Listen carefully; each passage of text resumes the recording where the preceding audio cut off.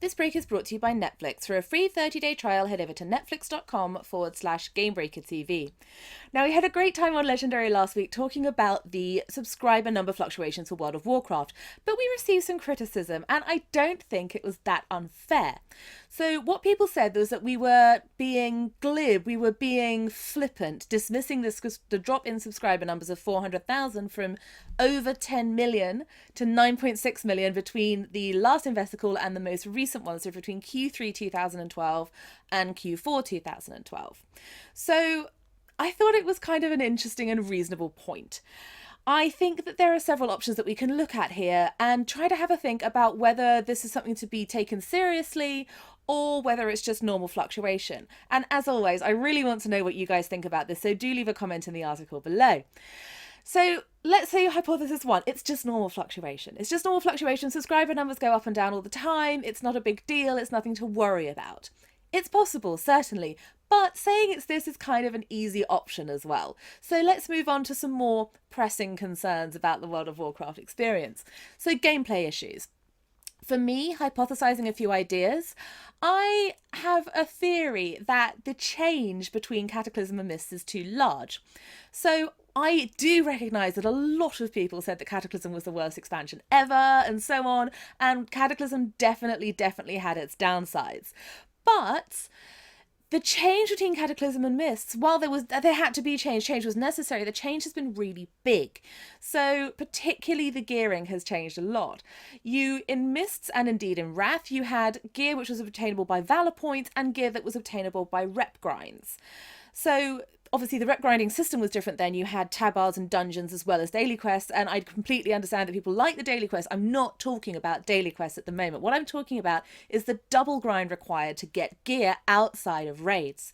So in Kata, for example, you would do your rep grind however you did it, via daily quests, via dungeon tabards, etc, however you wanted to do it, by killing mobs. You could do it any way you liked. And you then bought that rep gear with gold. In Kata, you also had Valor gear, so you had to grind out your Valor points. You could do them through dungeons, you could do them through raids. You couldn't do them through dailies, but you could do them through either of those two sources, and that would buy you gear. So the Mist system combines the two together. Not only do you have to grind out reputation to get gear, you also have to grind out Valor. And to me, it seems that the actual big problem with Mist is this, gearing in Mist, is this double dip system. It's a double grind to get gear. And I think that is part of the big thing that's making this expansion so alt unfriendly, and maybe, just maybe, one of the reasons why they're losing subscriber numbers. Cataclysm was very alt friendly. It almost, because of the complete absence of anything else to do in the game towards the end of the expansion, you almost had to have alts to have something to do. So I think the shift from there to Mists is perhaps problematic. Other things that could be causing subscriber numbers to drop: cross-realm zones. You knew it was coming. We couldn't talk about this without talking about them. They're either a love it or you hate it thing. So if you love cross-realm zones, then you won't understand this at all. But if you hate them, and I can completely understand why people do, I don't mind them myself. I'm kind of indifferent on cross-realm zones, which kind of negates what I just said about people either loving them or hating them. Good job, me.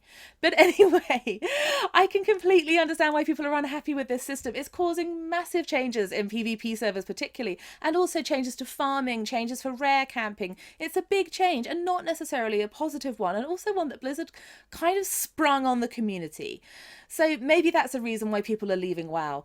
As well as that, there's been some huge issues with the current PvP this season. It's been pretty woeful, actually, to be completely honest. If there hadn't been so many good ones before it, I probably would be like looking around at other greener pastures. And they are promising to make serious fixes for the next season, although I kind of wish they'd do something about this one now. Anyhow, that aside, maybe that is an element that's causing people to move on to other games. And of course, the annual pass expiration is like continuing to happen. It would have started happening around October, November, and it's continuing to tick over as the time progresses. I think mine ends in March. So that's another element. But then the third option, which we have to consider, is a possibility that people are just leaving WoW for other games. And there's a ton of other games that people could be leaving WoW for. There is, of course, the perennial WoW killer Guild Wars 2, which has been around for a while. It's doing very well still. There is, of course, League of Legends, which is huge in popularity. It is just getting bigger and bigger and bigger. There's Dota 2. There's the upcoming the Elder Scrolls Online release. I want to say Taso. It sounds a bit weird. So there's all these other games that could be going for. WoW is 8 years old.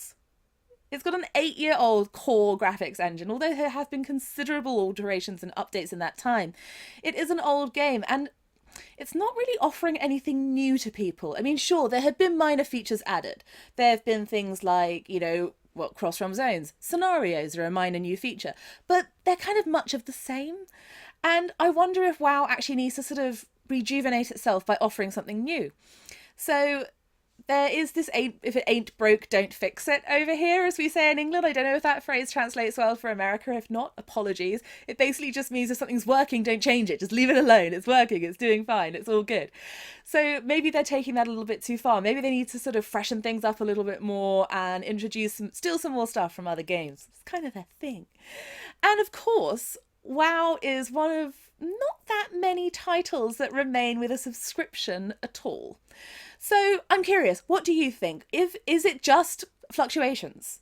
Is it something to do with the gameplay? Is it something to do with the changes that have been made to the game in recent times with patch? Is it due to a lack of changes in gameplay? Is there not enough new stuff coming in? Or is it simply due to the fact that people are leaving WoW for other games? Or is it something else entirely and we don't need to worry about it at all? Do let me know what you think in the comments in the article below, guys. And as always, keep it locked and dialed to Gamebreaker TV for all your gaming needs.